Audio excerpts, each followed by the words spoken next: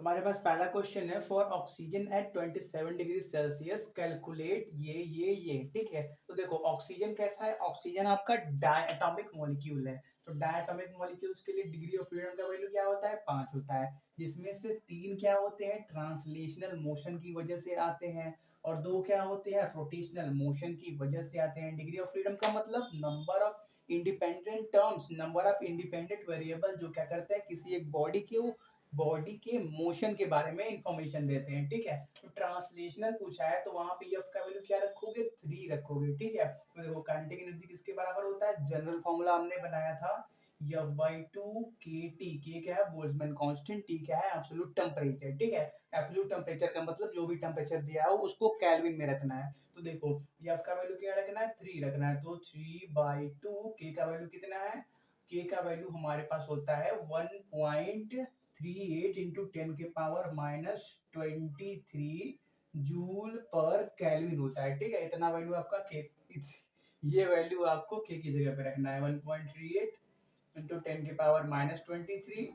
और क्या temperature 27 degree में सेल्सियस में दिया है, तो केल्विन में करोगे तो कितना हो जाएगा 300 हो जाएगा। इतना सिर्फ कैलकुलेट करना है, कैलकुलेट कर देना, जो भी होगा आपके पास जूल में आंसर आ जाएगा। ठीक है, तो देखो जूल में क्यों आएगा, क्योंकि यहाँ पे देखो के का यूनिट कितना है, जूल पर केल्विन है, टेम्परेचर का यूनिट केल्विन, केल्विन से केल्विन कैंसिल, मतलब सिंपली जूल बचेगा। फिर क्या पूछा है, total kinetic energy of one molecule. Total kinetic energy पूछा है तो वहां पे एफ का वैल्यू क्या यूज करोगे, 5 यूज करो। तो क्या कर लो 5/2 के टी कर लो, यहाँ पे भी 5/2 के टी कर 5/2 के टी कर लो, क्योंकि टेम्परेचर तो सारे तीनों क्वेश्चन के लिए सेम ही है। ठीक है, इसको सॉल्व करोगे जो आंसर आएगा उसको जूल में लिख देना। ठीक है, बुक में इसका आंसर दिया हुआ है। ठीक है, चलो कोई दिक्कत नहीं है, सिर्फ सॉल्व तो ही करना है। ठीक है, तीसरा क्या है, total kinetic energy of 1 kg mole of gas. कितना दिया है हमारे पास, 1 kg मोल ऑफ गैस दिया है। कौन सा गैस, ऑक्सीजन गैस। तो देखो अगर हम बात करें 1 ग्राम मोल के बारे में, तो 1 ग्राम मोल में कितने नंबर ऑफ मॉलिक्यूल्स होते हैं, एवोगाड्रो नंबर के बराबर, मतलब 6.022 इंटू 10 के पावर 23 नंबर क्या होते, 23 मॉलिक्यूल्स होते हैं। ठीक है, ये क्या है, 1 ग्राम मोल की बात हो रही है, लेकिन पूछा क्या है 1 केजी मोल में, मतलब क्या 10 के पावर 3 ग्राम मोल में कितने मॉलिक्यूल्स होंगे। 1 किलो का मतलब क्या, 10 के पावर 3 ग्राम, मतलब क्या 1 किलो मतलब 1000 ग्राम ना, तो वही 10 के पावर 3 ग्राम मोल में 10 के पावर 3 इंटू 6.022 इंटू 10 के पावर 23 मॉलिक्यूल्स होंगे। मतलब सिंपली क्या हो जाएगा 6.022 इंटू 10 के पावर 26।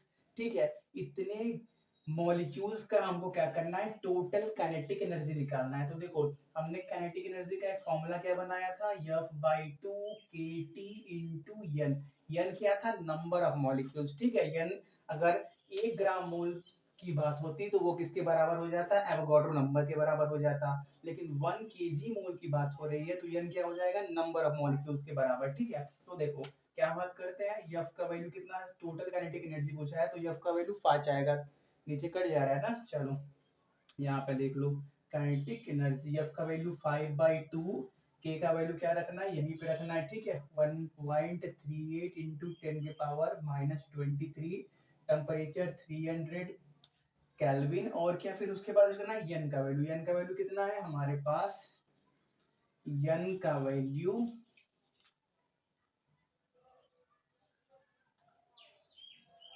6.022 इंटू 10 के पावर 26 है। ठीक है, आप इसको सॉल्व करना, जो भी आंसर आएगा वो हो जाएगा इसका क्या बोलते हैं फाइनल आंसर हो जाएगा। ठीक है, देखिए बुक में आंसर इसका दिया हुआ है, क्या दिया हुआ है बता देते हैं। ठीक है, तो जो पहला क्वेश्चन था ना उसका आंसर दिया है 6.21 इंटू 10 के पावर -21 जूल। जो दूसरा है उसका आंसर दिया है 10.35 इंटू 10 के पावर -21 जूल। और ये लास्ट वाला इसको सॉल्व करोगे तो आपके पास आएगा 6.23 इंटू 10 के पावर 6 जूल आएगा। ठीक है, सॉल्व करके चेक कर लेना, इसको नोट करो। नेक्स्ट बात करते हैं, नेक्स्ट क्वेश्चन है calculate the energy of 5 gram mole of ozone at 2 degree Celsius. हमको जहां पे आर का वैल्यू ये यूज करना है 8.3 यूज करना है। ठीक है, तो देखो पहले बात करते हैं ओजोन के बारे में। ओजोन कैसा है आपका? एक ट्राई एटॉमिक मॉलिक्यूल है। ट्राई एटॉमिक मॉलिक्यूल का मतलब उसके लिए डिग्री ऑफ फ्रीडम का वैल्यू क्या होगा? 6 होगा, ठीक है। तो जो टोटल काइनेटिक एनर्जी होता है F/2 kT, सिर्फ एक मॉलिक्यूल के लिए उसकी बात कर रहे हैं अभी, तो वो क्या होगा? 6/2 kT, मतलब क्या? सिंपली 3 kT के बराबर होगा, ठीक है। दिया क्या है हमको? 5 ग्राम मोल। तो देखो यार, 1 ग्राम मोल क्या होता है? 1 एवोगाड्रो नंबर के बराबर होता है, मतलब 1 ग्राम मोल में एवोगाड्रो नंबर के बराबर मॉलिक्यूल्स होते हैं। तो पहले अगर 1 ग्राम मोल की बात करें तो उसके अंदर तो टोटल काइनेटिक एनर्जी होगा वो किसके बराबर होगा? 3 kT इंटू में n के बराबर, मतलब क्या? एवोगाड्रो नंबर, n क्या है? Number of molecules. तो देखो यार, फिलहाल में अभी ये क्या है? 1 ग्राम मोल की बात चल रही है, तो उस टाइम पे n क्या होता है? Avogadro number. और आपका k क्या होता है? R/n के बराबर। Boltzmann constant is equal to universal gas constant upon Avogadro number. तो अगर n k को मल्टीप्लाई कर दे तो क्या मिल जाएगा हमको? R मिल जाएगा, ठीक है। तो ये क्या मिल गया हमको? एक मोल के लिए, 1 ग्राम मोल के लिए टोटल काइनेटिक एनर्जी 3RT के बराबर। लेकिन पूछा क्या है? 5 ग्राम मोल के लिए, ठीक है।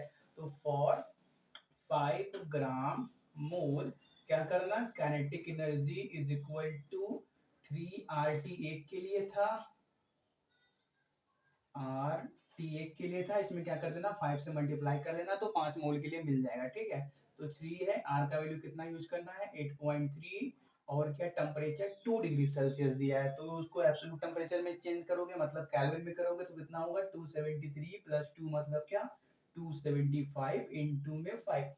ये सॉल्व करोगे तो आपके पास नियरली आंसर 3.42 इंटू 10 के पावर 4 जूल आएगा, ठीक है। नोट कर लो। इंपॉर्टेंट बात क्या थी कि 1 ग्राम मोल में एवोगाड्रो नंबर बराबर मॉलिक्यूल्स होते हैं, ठीक है। नोट करो। देखो हमारे पास नेक्स्ट क्वेश्चन ये है। क्वेश्चन पढ़ने से पहले कुछ इंपॉर्टेंट बात देख लो, फिर क्वेश्चन पढ़ना क्लियर हो जाएगा, ठीक है। ये सपोज कर लो किसी एटम का न्यूक्लियस है, ठीक है। ये पहला सेल, दूसरा सेल, ये तीसरा सेल। तो देखो जो न्यूक्लियस के सबसे पांच में सेल होता है उसको बोलते हैं ग्राउंड स्टेट, ठीक है। और ग्राउंड स्टेट के बाद जो आता है सेल उसको बोला जाता है फर्स्ट एक्साइटेड स्टेट। देखो यार, बहुत सारे क्वेश्चंस में आप ये प्रॉब्लम कर सकते हो कि कहीं दिया हो फर्स्ट एक्साइटेड स्टेट, तो आप समझोगे कि n का वैल्यू 1 बोल रहा है। फर्स्ट एक्साइटेड स्टेट का मतलब n का वैल्यू 2 होता है, ठीक है। ग्राफ फर्स्ट n का वैल्यू 1 का मतलब ग्राउंड स्टेट, n का वैल्यू 2 का मतलब फर्स्ट एक्साइटेड स्टेट। इसके बगल में जो होगा उसको बोलते हैं सेकंड एक्साइटेड स्टेट, ठीक है। ये सब बात बस थोड़ा सा अब क्वेश्चन पढ़ो। The first excited state of hydrogen atom is 10.2 electron volt above the ground state. Ground state से किसी इलेक्ट्रॉन को फर्स्ट एक्साइटेड स्टेट में आने के लिए 10.2 इलेक्ट्रॉन वोल्ट का टोटल एनर्जी लगता है, ठीक है। What is the temperature required to raise the molecules to its first excited state? तो फर्स्ट एक्साइटेड स्टेट से आगे की तरफ उसको एक्साइट कराने के लिए, मतलब मूव कराने के लिए क्या टेम्परेचर रिक्वायर्ड होगा, ठीक है। हमने क्या पढ़ा है कि जो आपका काइनेटिक एनर्जी होता है वो किसके बराबर होता है? F/2 kT के बराबर होता है। किसी एक मॉलिक्यूल की बात चल रही है, लेकिन दिया क्या है? हाइड्रोजन आटम दिया है, ठीक है। तो देखो अगर मॉलिक्यूल होता तो कुछ हम बोल सकते थे, लेकिन जब मोनोटॉमिक कोई आटम दिया है तो उसके लिए F का वैल्यू तो 3 ही होगा। अगर हाइड्रोजन मॉलिक्यूल दिया होता तो उस केस में हम 5 एक बार सोच सकते थे, क्या सोच सकते थे। लेकिन सिर्फ हाइड्रोजन आटम दे दिया, मतलब मोनो एटॉमिक अकेला, तो उसके लिए F का वैल्यू 3 होगा, मतलब काइनेटिक एनर्जी इक्वल टू क्या हो गया? 3/2 kT हो गया, ठीक है। तो देखो जो एनर्जी रिक्वायर्ड हुआ उसको ग्राउंड स्टेट से फर्स्ट स्टेट में आने के लिए उसका वैल्यू दिया हुआ है 10.2 इलेक्ट्रॉन वोल्ट। उसको जूल में कन्वर्ट कर दो, क्योंकि देखो हम अपना कैलकुलेशन जूल में करेंगे, ठीक है। के का वैल्यू भी जूल पर केल्विन वाला रखने वाले हैं। तो देखो 10.2 इलेक्ट्रॉन वोल्ट, एक इलेक्ट्रॉन वोल्ट में कितना होता है? 1.6 इंटू 10 के पावर -19 जूल होता है, ठीक है। तो ये जूल में कन्वर्ट हो गया। तो देखो हमको क्या करना है? टेम्परेचर निकाला, तो काइनेटिक एनर्जी को सिंपली के से डिनोट कर दो। टोटल काइनेटिक एनर्जी की बात चल रही है, ठीक है। तो देखो क्या हो जाएगा? 2k/3, 2ke करो भाई, नहीं तो ये भी के है, कंफ्यूजन हो जाएगा, ठीक है। 2ke/3 इंटू के इज इक्वल टू टी, ठीक है। तो 2 काइनेटिक एनर्जी कितना? 10.2 इंटू 1.6 इंटू 10 के पावर -19 अपॉन के का वैल्यू कितना 1.38 इंटू 10⁻23। ठीक है, अब क्या करना, सॉल्व करना, आपको आंसर जूल में मिलेगा। नीचे का कट गया एक लाइन, चलो यही लिखा हुआ है 2ke और नीचे 3k का वैल्यू, के का वैल्यू यहाँ से 1.38 इंटू 10⁻23 लिखा हुआ है। ठीक है, इसको सॉल्व करना, देखिए इसका आंसर कितना आता है। इसको आप सॉल्व करोगे तो आपके पास आंसर इसका आएगा 7.88 इंटू 10⁴ जूल। इतना टेम्परेचर रिक्वायर्ड है उसको फर्स्ट एक्साइटेड स्टेट से आगे की तरफ पुश करने के लिए, एक्साइट करने के लिए। ठीक है, इसको क्या कर लेना, सॉल्व करके चेक कर लेना और नोट कर लो।